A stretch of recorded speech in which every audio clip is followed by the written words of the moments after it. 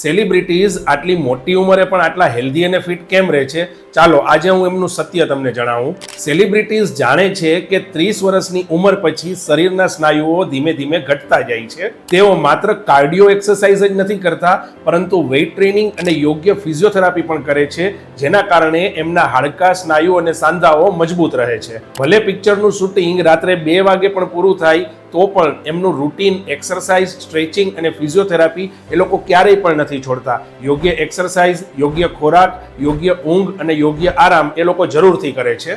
General લોકોની જેમ mood હોય ત્યારે કસરત કરવાની અને મૂડ નથી તો કસરત નથી કરવાની, એવું કામ સેલિબ્રિટીઝનું નથી.